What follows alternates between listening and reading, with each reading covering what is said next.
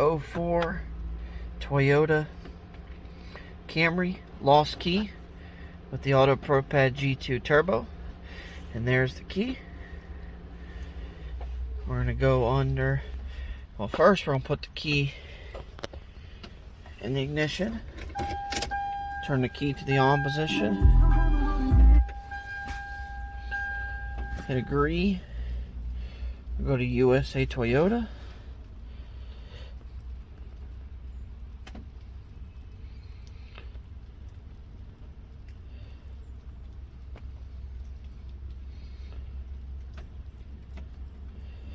We're going to go to key by type, mobilizer. We're going to auto identify.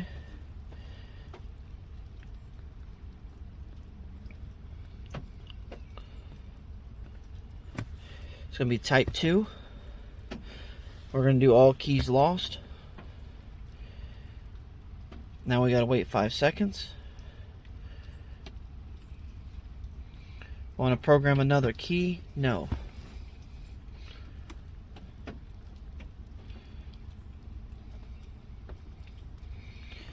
Okay, switch ignition on and off to close out the programming.